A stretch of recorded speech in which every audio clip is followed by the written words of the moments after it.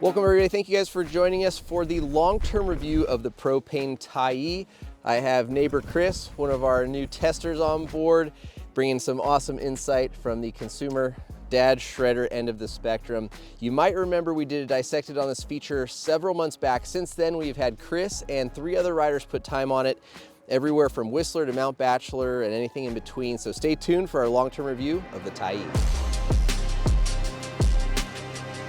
So as we said, we did a rather in-depth dissected feature on the bike where we went to Propain's HQ here in North America. We also have a written review, so specs, geo, different models, all that sort of stuff will be available on our website, and we'll link to that other video. Today we're going to focus primarily on serviceability and the riding characteristics of the bike. So this is a size large, weighs in just over 35 pounds. And with a shred squared build, I believe it's right around $4,400 or so, 4,500 bucks. 170, 160, and we've got the double 29-inch wheel spec. Of course, you can do 27.5 front, rear, mullet, and 160 or 170 fork. Really cool customization of the decals and head badge and 3 different frame colors. I think that's something that's quickly worth talking about because it's really cool and a way you can kind of make this bike your own without too much hassle. Chris, first off, your thoughts and ride impressions. You've never ridden a Propain before, right? Have not. Okay, what did you think? First time. This isn't going to be breaking news to anyone, okay. But like everyone said in other reviews, it was really quiet. I had a couple buddies I was riding with, and they had no clue I was behind them.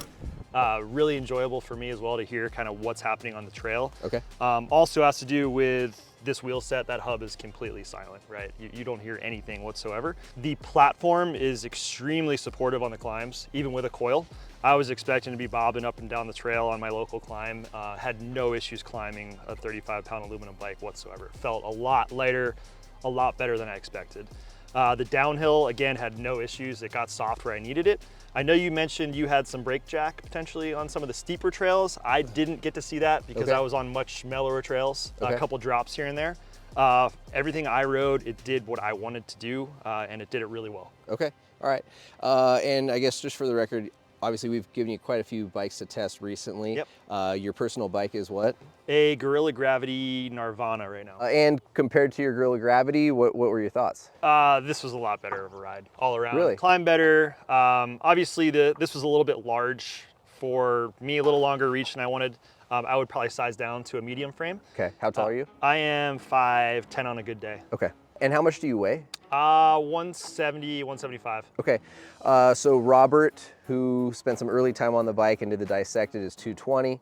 I'm 185, 190. You know, both of us thought the wheels felt a little soft.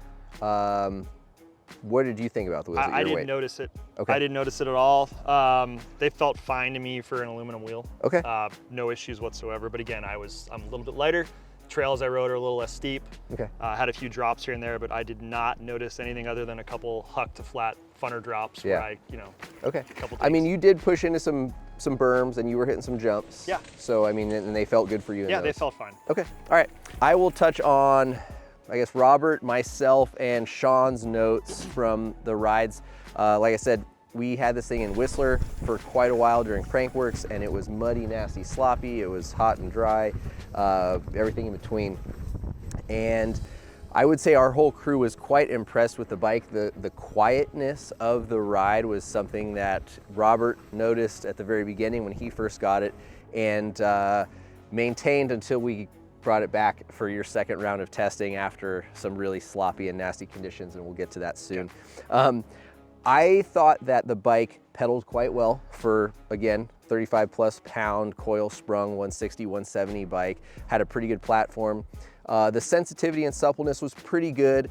You know, I think Robert said this bike is very middle of the road. And, you know, we don't necessarily mean that as an insult or a bad thing.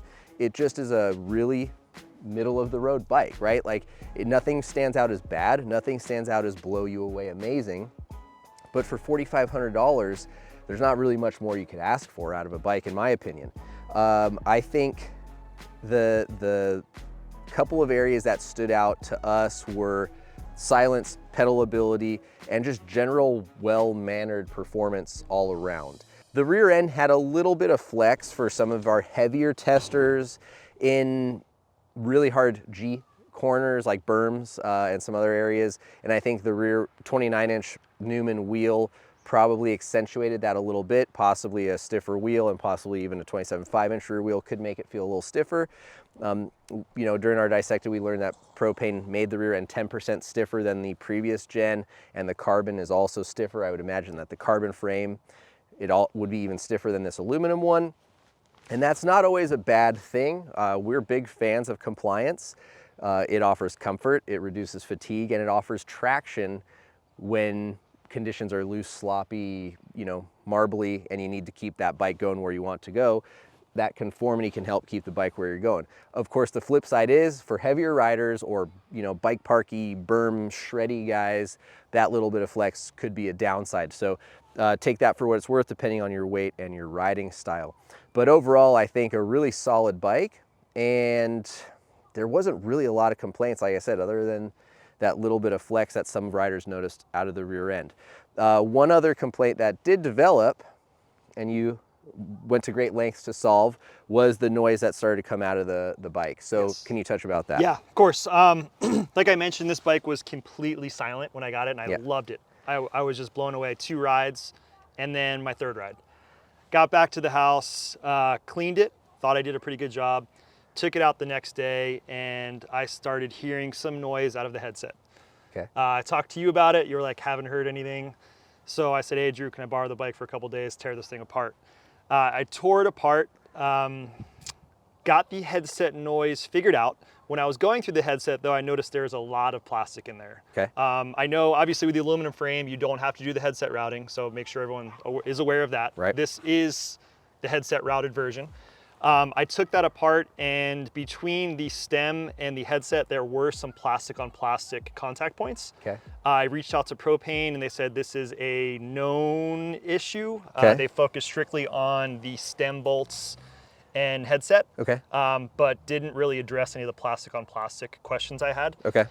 So again, if you guys are hearing any type of noise, I would recommend pulling the whole headset apart, getting in there. I greased everything, even the plastic pieces, and it finally went away. I don't know exactly where it was coming from. Okay. But right between here and the actual headset, there is some plastic on plastic. I would recommend getting in there if you hear any noise. Okay. And again, this is probably an area that would find a lot of dirt. I was able to pull this off, and there was quite a bit of dirt, grease, moisture buildup in there. Okay. So something to keep in mind for your long-term maintenance on this bike is just keep an eye on that. Yeah, and like I said, I know that the internal, especially the cable headset routing, stem headset routing stuff is drawing some comments. You know, there were days in Whistler where we were riding down rivers in the trails, and at Bachelor, we were out in some snowy, muddy mess. So we subjected this thing to some abuse. How did, bearings, the inside of the frame, you said there was some dirt and moisture in there. How did everything else look? Because I know you're a stickler for maintenance, and you pulled everything apart. I took this whole bike apart one day in the garage. One thing that really stood out to me were the dirt shields that cover these bearings. Every single bearing on this entire bike was brand new with these dirt shields. Really cool. I expected a lot worse because I was hearing a lot of noise from this area as well. Down here from the main pivot. It was not from bearings. I re-greased everything. That noise was still there. Turned out to be basically down by this shock mount. I had a lot of extra dirt and muck down there from a couple dirty rides. So just something to keep in mind if you are riding mucky, wet, muddy rides, you're gonna have to really clean this thing to get everything out. Yeah, and there's a lot going down there's there. A lot so that is another potential downside, I guess. And shock access, there's a, if you want to reach all the adjustments, you do have to get your hands in there. Okay. So overall takeaways, you got it back to being quiet again. Where does this bike sit for you, and if it was a medium? I am still tempted to buy a medium frame and build up one myself. Aluminum. Okay. All right. So it's still on the short list. You cannot beat it for the availability and the price. It's pretty hard to beat. It's a pretty sweet value for sure. So well, there's Chris' perspective. I think our crew agrees that it's a pretty solid value for a big and burly 160 or 170 bike. It has a lot of adjustability from flip chip, geo front travel fork, wheel size. There's a lot of different stuff and different ways that you can set this bike up for yourself. And then you get into the colors and decal customization stuff and the price. I mean, they got complete bikes starting at $29.99. Yeah. That's a pretty solid deal all around for a pretty capable and well-rounded bike. I just think, like I said, heavier riders or guys that live for really shrouding those berms and having a stiff frame and stiff wheel set, you know, may have a little bit to say. Then again, Carson Storch is a pretty stout little dude, and he's putting this thing through a lot more gnarly stuff than we are, and haven't heard him complain about it yet. So maybe we don't know what we're talking about. So thank you guys very much for watching. Thanks again to Propain for letting us keep this bike for so many months and properly test it out. It's been an absolute treat. We hope you guys enjoyed the video. Please subscribe to the channel. We'd hope to see you back in the future videos. Thanks for watching.